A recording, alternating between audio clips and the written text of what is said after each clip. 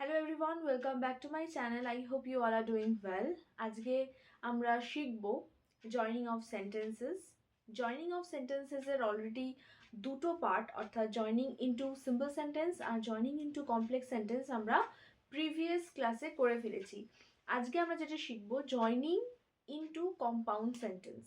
ঠিক আছে, একটুখানি বলে দিচ্ছি যে কি কি হয়ে গেছে, তোমরা যেহেতু যাতে তোমরা সেই ভিডিওটা থেকে সেগুলো দেখে নিতে পারো। ঠিক আছে, একটু আমি বলে দিচ্ছি, তারপরে আমরা এক্সারসাইজ কোয়েশ্চেন অ্যান্সার শুরু করব জয়নিং ইনটু কম্পাউন্ডের। আচ্ছা, প্রথমত জয়নিং অফ সেন্টেন্সেস মানেই হচ্ছে যে হয় তুমি জয়নিং ইনটু কমপ্লেক্স, না হলে সিম্পল, না হলে কম্পাউন্ড। অর্থাৎ সেন্টেন্স ওয়াইজ, স্ট্রাকচার ওয়াইজ তিন ধরনের সেন্টেন্স হয়: simple sentence, complex sentence, compound sentence. ঠিক আছে, অলরেডি প্রিভিয়াস ভিডিওতে যেখানে আমি জয়নিং ইনটু সিম্পল সেন্টেন্স শিখিয়েছি, একদম ফার্স্ট ভিডিওতে আমি কিন্তু এটা পুরোটা বলে দিয়েছি। আমি ডেসক্রিপশনে পার্ট 1 আর পার্ট 2 ভিডিওর লিঙ্ক দিয়ে দেবো, তোমরা কিন্তু অবশ্যই দেখে নিও, না হলে কিন্তু বুঝবে না এই ক্লাসটা। আচ্ছা, স্ট্রাকচার ওয়াইজ যেহেতু তিনটে সেন্টেন্স হয়, তো আমরা যখন জয়নিং মানে কি দুই বা দুইয়ের বেশি সেন্টেন্স দেওয়া থাকবে, সেটাকে আমরা জয়েন করব লিঙ্কারের সাহায্যে। তো জয়েন করব হয় সিম্পলে, হয় কমপ্লেক্স, না হলে কম্পাউন্ড। এই তিন ধরনের সেন্টেন্স হয়। প্রিভিয়াস ক্লাসে কমপ্লেক্স সেন্টেন্সে আমরা শিখেছি যে কিভাবে কমপ্লেক্স সেন্টেন্সে জয়েন করার সময় তিন ধরনের ক্লজকে আমরা ব্যবহার করি।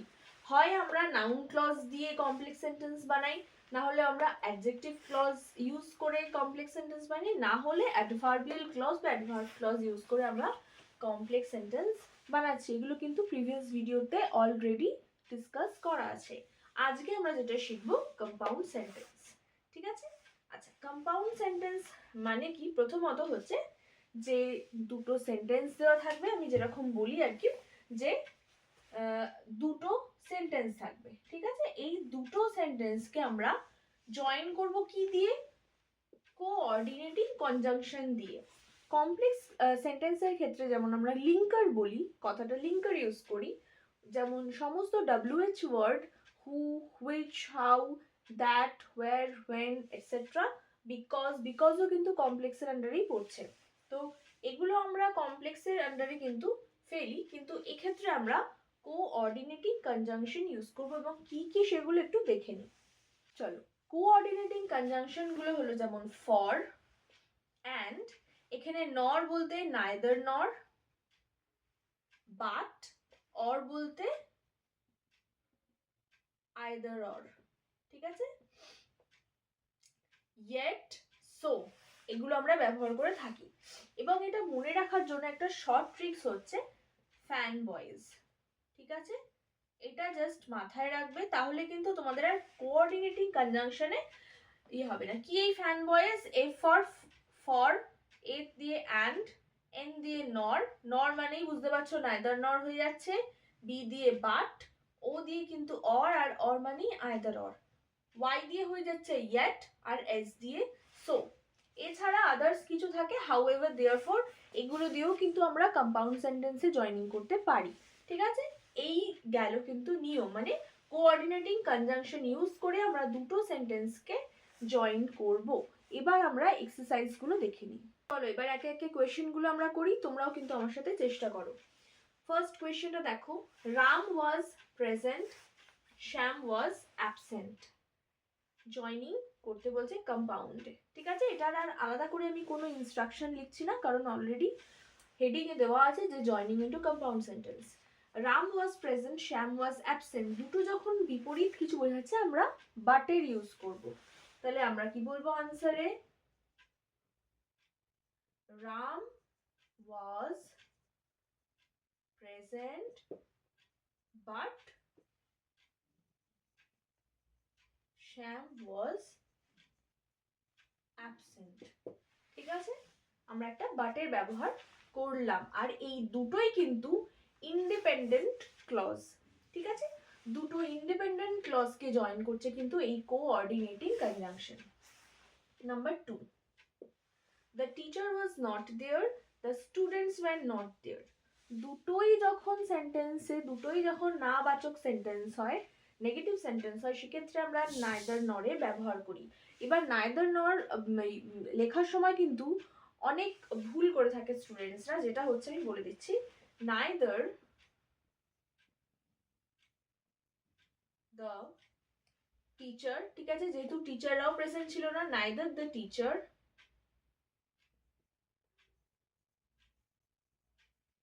এরপরে কিন্তু নর বসবে। তোমরা ভুলেও কিন্তু এরকম করবে না যে neither the teacher was not there বা এই ধরনের কিন্তু লিখবে না। নাইদার দ্য টিচার নর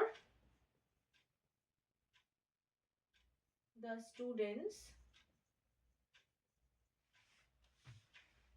ওয়্যার দেয়ার। তাহলে কি দাঁড়ালো? Neither the teacher nor the students were there. আরেকটা জিনিস জেনে রাখো যে এটা দেখছো singular number, the teacher singular number, ঠিক আছে, কিন্তু দ্য স্টুডেন্টস হচ্ছে প্লুরাল। তো তোমরা ভাবতে পারো যে টিচারটাকে ধরবো না স্টুডেন্টসটাকে ধরবো, অর্থাৎ এখানে ওয়াজ হবে না ওয়্যার হবে। তো এটার একদম সামনের যে নাউনটা সেটা যেই মানে নাম্বারে থাকবে, যেমন প্লুরাল নাম্বারে আছে, তো আমরা ওয়্যার বসাচ্ছি, neither the teacher not the students were there. Next question number 3 তে কি বলছে? You may agree you may refuse.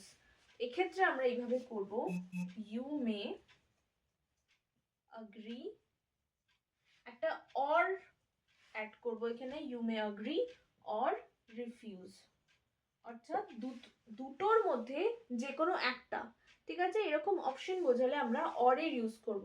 আর যখন কোনোটাই না বোঝাবে, দুটোই নেগেটিভ, সেক্ষেত্রে আমরা নাইদার নরের ব্যবহার করব।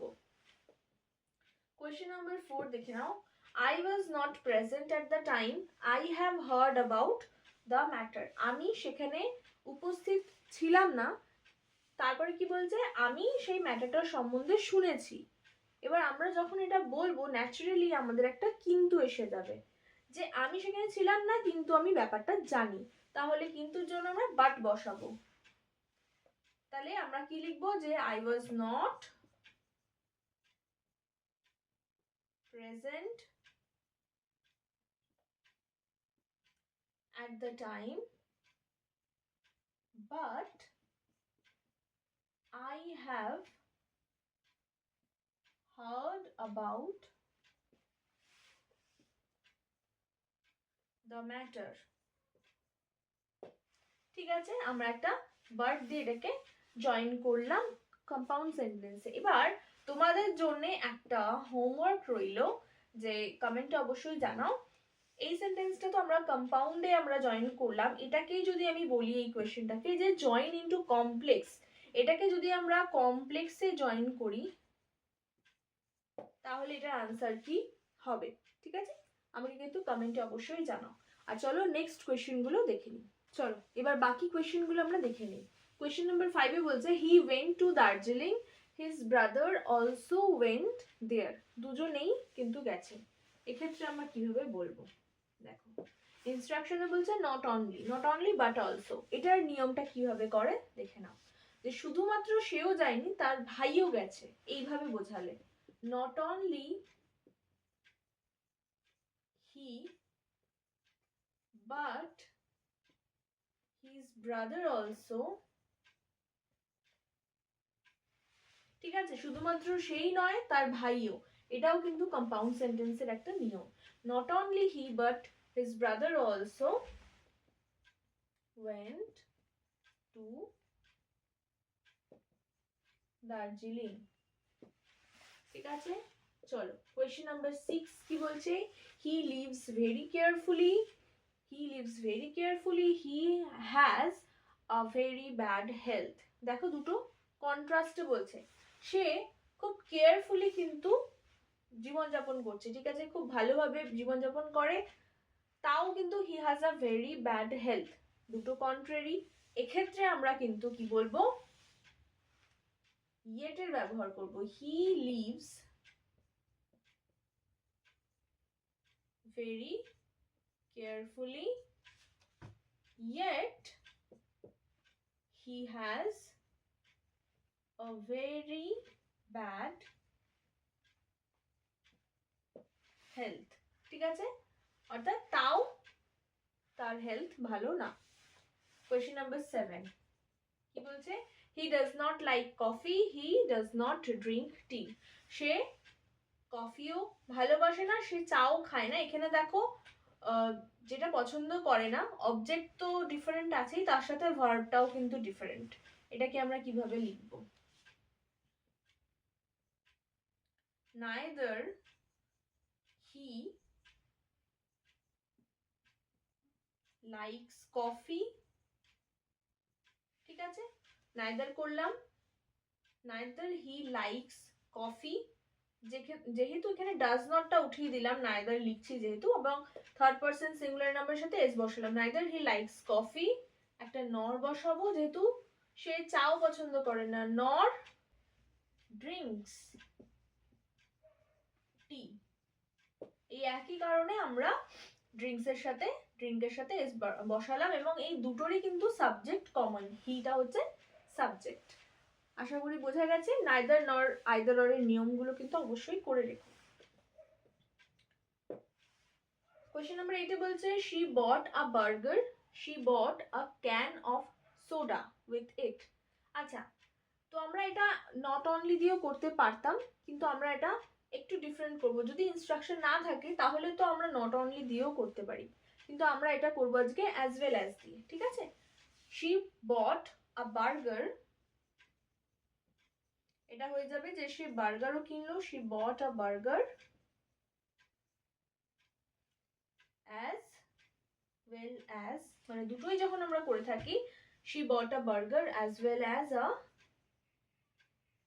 can of soda with it টা এখানে লেখার দরকার নেই, তাহলে as well as এর ব্যবহারটা আমরা এখানে শিখলাম। চলো বাকি কোয়েশ্চেন গুলো এবার দেখে নিই আমরা। কোয়েশ্চেন নাম্বার 9 বলছে you cannot go outside, it started to rain, ঠিক আছে। এবার দেখো এটাকে কিন্তু যদি আমরা কমপ্লেক্সে করতাম তাহলে আমরা ইজিলি কি বলতাম, যে তুমি বাইরে যেতে পারবে না কারণ বৃষ্টি পড়ছে। আমরা একটা বিকজ লাগিয়ে দিতাম, যে you can not go outside because it started raining বা ইট স্টার্টেড টু রেইন। কিন্তু এখানে আমরা কিন্তু বিকজ বসাতে পারবো না, যেহেতু আমরা কম্পাউন্ডে করব। তো এটা আমরা এইভাবে করব, you can not go outside for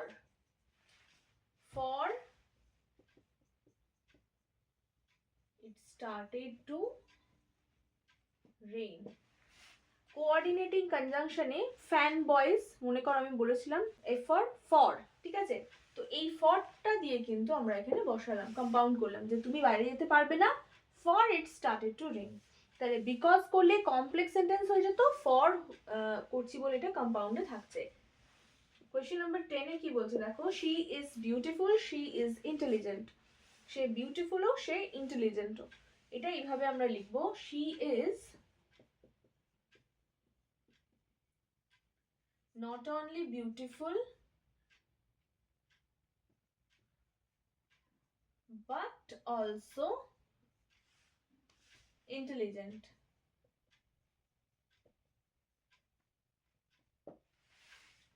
চলো কোয়েশ্চেন নাম্বার 11 কি বলছে, he will go to the library, he will stay home, ঠিক আছে। এবার দেখো at a time হয় সে লাইব্রেরিতে যাবে, না হলে সে বাড়িতে থাকবে, ঠিক আছে। দুটো কাজ একই সময় তো করা সম্ভব না, তাহলে আমাদেরকে এখানে আইদার অর এর ব্যবহারটা করতে হবে, যে হয় সে লাইব্রেরিতে যাবে, না হলে সে বাড়িতে থাকবে। তাহলে হি উইল কিভাবে ব্যবহারটা করে ভালো করে বুঝে নাও।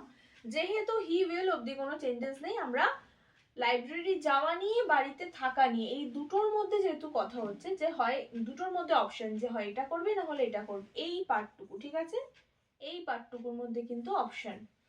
তো আমরা ঠিক এর আগেই কিন্তু আইদার কথাটা বসাবো, he will either go to the library or বা অর স্টে হোম, ঠিক আছে। আশা করি বোঝা গেছে। তোমাদের জন্য কিন্তু একটা টাস্ক আছে এখানে, he promised to help me, he also kept the promise. এটাকে আমি অলরেডি লিখে দিয়েছি তোমাদের জন্য, হিন্টস দিয়ে দিয়েছি যে ইউজ নট অনলি, ঠিক আছে? এটা দিয়ে তোমরা কিন্তু এটার অবশ্যই আনসারটা করো, জয়নিং ইন্টু কম্পাউন্ডে করে কমেন্টে কিন্তু অবশ্যই জানিও। আর আশা করি ক্লাসটা তোমাদের জন্য ভীষণই হেল্পফুল হবে। ভালো লাগলে অবশ্যই কিন্তু চ্যানেলটা সাবস্ক্রাইব করে দিও, আর ফ্রেন্ডসদের সাথে কিন্তু অবশ্যই ভিডিওটা শেয়ার করে দিও। And thank you for watching.